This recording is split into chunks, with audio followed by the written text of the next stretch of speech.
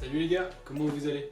Aujourd'hui on se retrouve pour une nouvelle vidéo avec Jérôme. C'est la première vidéo d'une longue série qui s'appelle l'interview du cinéma. Dites-moi si ça vous plaît dans les commentaires, je vous fais plein de bisous, à la prochaine. Est-ce que tu peux te présenter?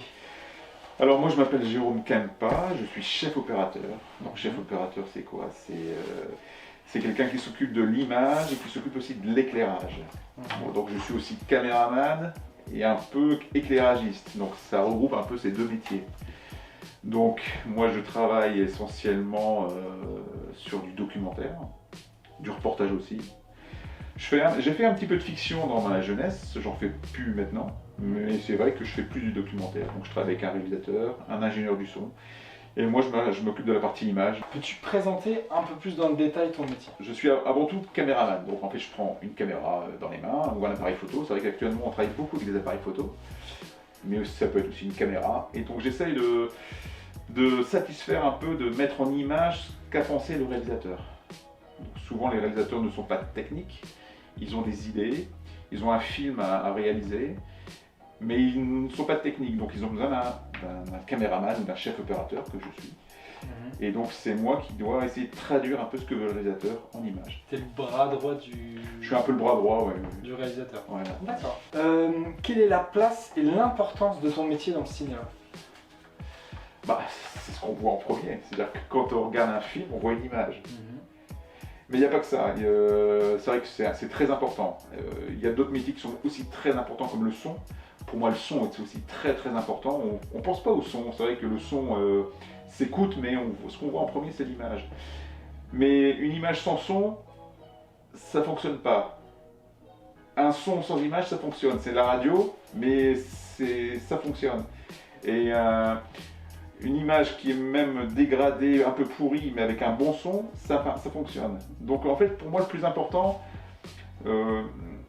c'est d'avoir un son super, correct, mais c'est vrai que ce qu'on voit en premier, c'est l'image. C'est ce qu'on voit. La première chose qu'on voit, c'est une image. Ouais. Est-ce que tu trouves que ton métier est sous-représenté aujourd'hui? Parle dans le sens où, par exemple, quand on sort un film, Ouais.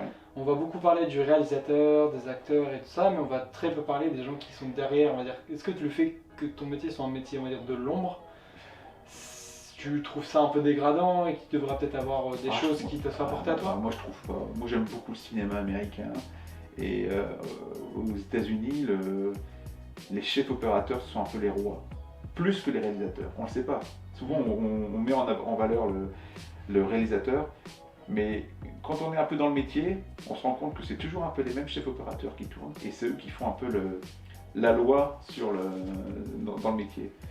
Et un film avec une très belle image, c'est vrai que le réalisateur est là, bien sûr, mais souvent aux États-Unis, surtout aux États-Unis, en France, je ne connais pas trop, mais pourtant je travaille en France, mais je m'intéresse beaucoup au cinéma américain. Les chefs opérateurs américains, souvent, passent ensuite à la réalisation.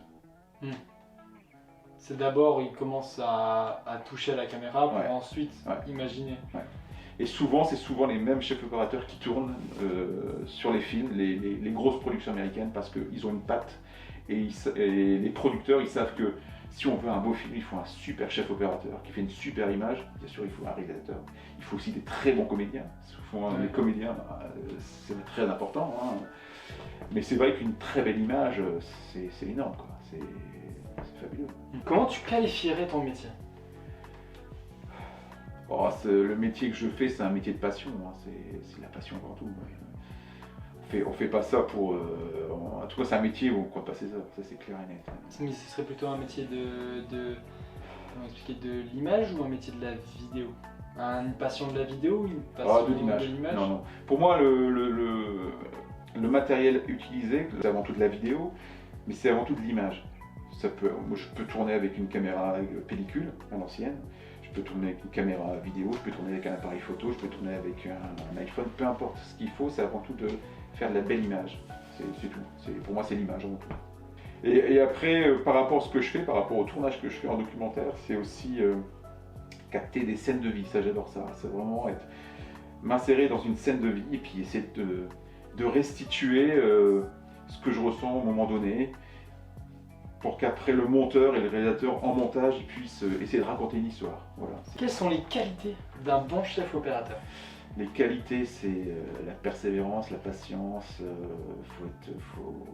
faut être curieux, faut pas avoir peur de bosser, quoi. De sortir de tout ce que Ah, on fait d'habitude et tout ça. Et puis pas avoir peur aussi de sortir de ces... Parce que souvent, quand on commence à trouver une technique de tournage, on s'enferme dans un style. Le plus dur, c'est de sortir de son style. Et c'est pour ça que j'aime bien travailler avec des réalisateurs complètement différents qui m'emmènent dans des univers différents. Et donc j'essaye d'apporter ma technicité, ma technique, mais en même temps j'essaye d'aller dans leur univers pour qu'eux, ils me nourrissent de leur vision. Et donc j'essaye de m'enrichir grâce à eux. Mais en fait, tu vas réussir à prendre un peu de toi et un peu du réalisateur pour faire un union des deux. J'ai besoin qu'un réalisateur m'apprenne des choses. Et j'ai besoin aussi que je rapporte aussi. J'ai envie de leur apporter des choses aussi. J'ai envie qu'ils moi, ce que j'adore, c'est quand un réalisateur me dit moi j'ai envie d'aller là, et puis au final, on va un petit peu là. Parce que voilà, je leur dis non, c'est mieux là. Et puis finalement, ils se rendent compte que finalement, c'est mieux d'aller dans cette direction et pas dans leur. Un vrai travail. Et pas forcément dans ma direction à l'origine, parce que ça n'a pas d'intérêt. Pourquoi tu fais ce métier, toi? Pourquoi je fais ce métier? En fait, j'en sais rien, parce que en fait, je l'ai découvert par hasard. Moi, quand j'étais gamin, en fait, j'ai fait mes études jusqu'au bac. Après le bac, je ne savais pas ce que je voulais faire. J'étais complètement paumé. Et à l'époque, à mon époque, on était obligé de faire le service militaire. Donc voilà, c'était un an de service. Et donc, j'ai pu choisir la fonction. J'ai vu une brochure, puis on pouvait être photographe. Et là, quand j'ai vu ça, j'ai dit à mes parents, c'est ça que je veux faire, je veux être photographe. Donc j'ai pu aller, donc j'ai fait ça pendant un an, j'ai fait du développement photo. Et en sortie de l'armée, j'ai repris mes études et j'ai dit à mes parents, c'est ça que je veux faire, quoi. T'as pris des études de photographie ou non, audiovisuel à Valenciennes. Donc j'ai repris mes études à Valenciennes, à l'université, juste après l'armée. Et puis voilà, j'ai commencé comme ça. J'étais sur les rails. Et puis c'est vrai que quand j'ai eu cette vision parce qu'au début je voulais être photographe, donc j'ai fait en sorte de tout faire pour être photographe. Bon, finalement j'ai dévié vers la vidéo, mais bon, c'est un peu la même chose. Et c'est vrai que j'avais quel âge? J'avais 21 ans, et ma mère m'a dit, tu te souviens pas, tu avais 5 ans, tu étais dans la pelouse de la maison, tu m'as demandé un appareil photo. Et cette image que j'avais oubliée m'est revenue dans la figure, et je me suis souvenu qu'il lui avait demandé un appareil photo. Donc déjà là, à 5 ans, je savais ce que je voulais faire. C'est quelque chose d'ancien qui, c'est ancien, te revient dans la tronche. Ouais, c'est vraiment la passion de l'image, j'adore ça. Mais comment t'as bifurqué de la photographie et d'un coup d'un seul tu t'es en chef photographe? Mais tu sais, quand tu débutes, tu as envie de faire des choses, et puis finalement il y a des choses il y a des murs qui se mettent devant toi. Alors déjà, à l'époque, je voulais être photographe. Tout le monde me disait, des professionnels et des professeurs me disaient, faut pas aller là, c'est bouché, le secteur est bouché. Comme déconseillé. Alors moi je dis à tous les enfants, tous les élèves, n'écoutez pas vos professeurs. Si vous avez une passion, allez-y, même si c'est bouché, archi bouché. Par contre, ce qu'il faut, c'est être le meilleur. Être dans les meilleurs. Travailler. C'est tout. Et il y a une place pour les meilleurs. C'est tout. Moi je dis que ça. Et donc finalement, quand j'ai voulu être photographe, j'ai trouvé un laboratoire à Lille de développement photo. Et en gros, je ne vais pas dire quel est le laboratoire, mais le patron, c'était un patron mais exécrable. Je suis allé une journée, je suis retourné. Parce que c'est vrai que quand on bosse, il faut quand même qu'il y ait une bonne ambiance quand même. Là, l'ambiance était pourrie. Et en même temps, ma mère m'a dit, tiens, dans le journal, il y a une formation audiovisuelle à Valenciennes. Je dis, ok, banco, j'y vais. Pouf. Ça ressemblait un peu, audiovisuel, photo, allez. Et puis finalement, ça m'a plu. J'ai rencontré des professeurs, mais des professionnels de l'image. Il y en a qui était, maintenant qui est de retraite, qui était journaliste, reporter d'image, que j'ai eu comme prof, et qui est maintenant un ami qui est en retraite maintenant. C'est un prof qui t'a marqué quand même. Bah ouais, qui m'a marqué, et je dis, c'est ça que je veux faire, quoi. Voilà, comment as-tu découvert ton métier? Après l'armée, j'ai repris mes études. J'ai fait des rencontres, dont un super copain qui a été dans la même promo que moi, et c'est lui qui m'a mis le pied à l'étrier dans une société, Puis tout doucement, j'ai commencé à faire des petites piges par-ci, par-là, et puis voilà. T'as commencé directement en tant que chef opérateur ou Non. c'est une montée de grade? Quand on commence, on est tout genou, il faut faire ses preuves. On a besoin de bouffer aussi. Donc quand j'ai commencé, je faisais du tournage, aussi du montage, de l'infographie, donc je faisais un peu de tout. Ouais. Mais toujours derrière, t'as jamais eu l'envie d'être un peu devant? Non, jamais, jamais. Jamais. Même pas réalisé, parce que c'est vrai que souvent on me dit, tiens, vu l'expérience que tu as, peut-être qu'un jour ça serait bien que tu réalises. Et c'est vrai que je me pose de temps en temps la question, mais ce que j'aime, c'est vraiment collaborer avec le réalisateur. Ouais. J'ai pas forcément envie de porter un film à moi tout seul. Ça m'intéresse pas trop. J'adore être derrière le réalisateur. Alors peut-être que c'est une question de timidité, ou pas de confiance tout simplement. Mais j'adore la technique, c'est vrai que j'adore la technique. Et c'est vrai que donc au début je faisais un peu de tout, et puis il y a un moment c'était une évidence. Moi c'était le tournage que je voulais faire. Ouais. Je suis un mec de terrain, j'ai besoin de bouger. Derrière une caméra, etc. Et derrière un ordinateur pour faire le montage, je supporte pas quoi. J'ai besoin de bouger quoi. J'ai une pile électrique. Une pile électrique quoi. Quel est ton film préféré? Alors mon film préféré, c'est vrai que j'en ai plein, parce qu'à force de... Maintenant j'ai 53 ans, donc c'est vrai que la liste peut être très longue. Mais c'est vrai qu'il y a une période de ma vie où, quand j'étais jeune, j'ai été fort impressionné par les films de Steven Spielberg. Et c'est vrai que quand est arrivé des films Indiana Jones, c'était un peu révolutionnaire à l'époque. C'est vrai que peut-être maintenant ces films sont un peu vieillissants, et encore que je trouve qu'ils tiennent toujours la route. Moi je trouve que c'est un très bon... Et c'est pour ça que même si, parce que ces films-là, le premier, je crois qu'il est sorti en 1981, donc on est en 2021, donc ça fait... Il y a 30 ans, 40 ans. 40 ans. Et donc, c'est quand même loin. Et en même temps, quand on les voit encore maintenant, ils sont toujours d'actualité. Donc c'est un peu des chefs-d'œuvre du film d'action. Et c'est vrai que Spielberg, même il est toujours là, il fait quand même toujours des films un peu exceptionnels. Même s'il y a d'autres réalisateurs que j'adore. Juste par rapport à Spielberg, c'est une vraie aparté. Tu trouves qu'il se bonifie avec le temps, ou justement il y a certains ralentissements parce qu'on a vu son talent, maintenant on essaye d'en attendre toujours plus, et des fois peut-être que tu es déçu, ce genre de choses ou... Ah non, pas du tout. Moi je pense qu'il se bonifie à chaque fois. Alors c'est vrai que il a été marqué, il y a eu un tournant dans sa carrière. Il a fait des films grand public, entre guillemets, pour les enfants, les ados. Et quand il a fait La liste de Schindler, film très grave, très engagé, il a basculé vers l'adulte, ouais, complètement. Il a compris que... Comme si lui-même était devenu il a grandi. Mais d'un point de vue technique, il est toujours à la pointe, il est toujours à l'affût. Quand on regarde Minority Report, quand on voit ces derniers films bourrés de trucage, je trouve ça fabuleux. Ready Player One, ah ouais, c'est super. C'est exceptionnel. Ce film est exceptionnel. Avec plein de références cinématographiques dedans. Vraiment, c'est bien fait. Quelles sont les personnes qui t'ont le plus inspiré lors de ta carrière? Il y a un photographe qui m'a fort impressionné, c'est James Knightway. Alors, James Knightway, c'est un photographe de guerre. Et c'est vrai que il y a un documentaire qui est sorti sur lui, que j'ai à la maison. Et sur la pochette, la jaquette du documentaire, on voit en premier plan un soldat avec un fusil. Juste derrière, peut-être à 10 mètres, il y a James Knightway avec son appareil photo qui le prend en photo. Et 100 mètres derrière, tu as tous les autres photographes qui sont en train de le shooter au téléobjectif. C'est-à-dire que... Et c'est vrai que je crois que c'est Capa qui disait ça, Capa ou quelqu'un d'autre qui disait le plus important c'est la distance que tu as avec ton sujet. Et c'est vrai que c'est pas la peine de te mettre à 100 mètres, alors c'est vrai que c'est plus sécurisant parce que quand tu es en temps de guerre, tu dois flipper ta race.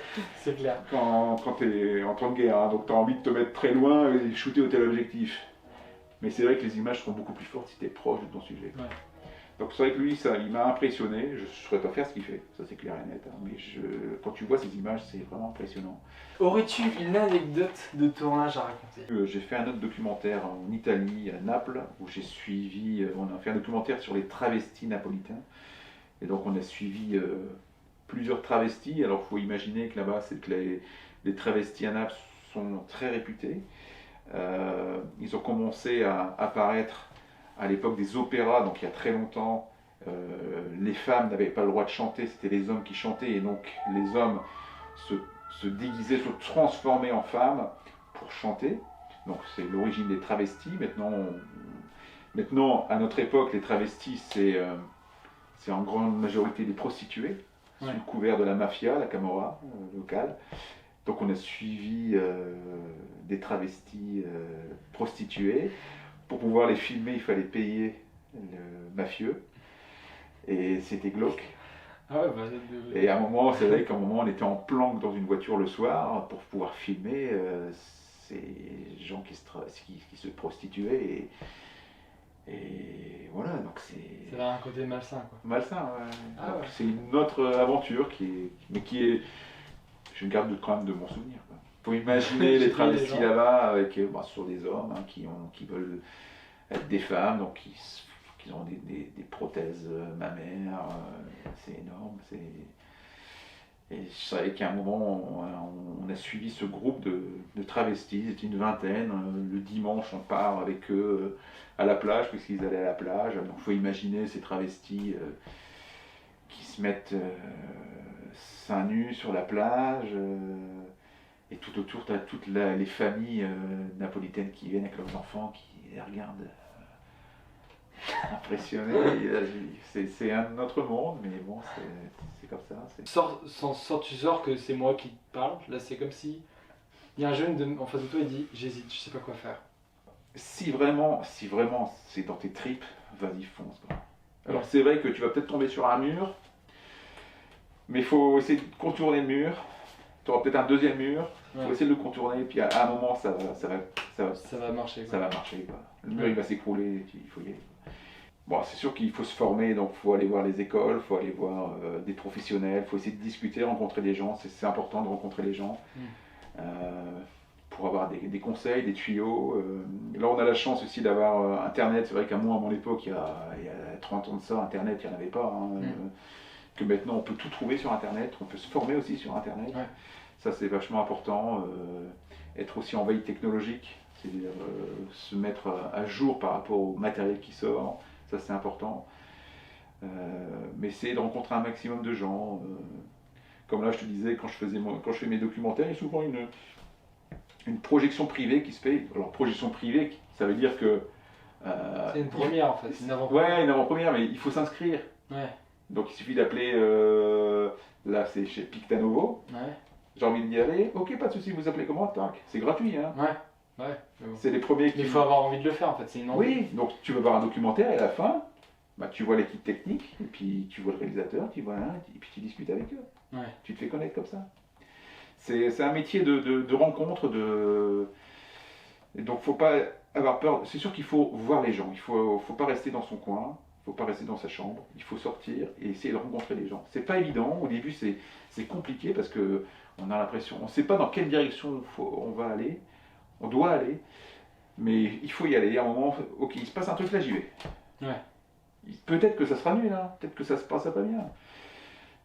J'aurais appris que c'est pas bien et que je le referai plus, quoi. Ce sera... Ouais, non, mais en même temps, il faut insister, quoi. C'est dire, ok, j'ai fait ça, peut-être que la deuxième projection sera meilleure, quoi. Donc, tu vois, faut mettre le doigt dans l'engrenage de telle sorte qu'à un moment où ça se lance, quoi. Ça se lance, quoi. Au début, quand j'ai travaillé, je travaillais un jour par mois, voire un jour tous les 2 mois.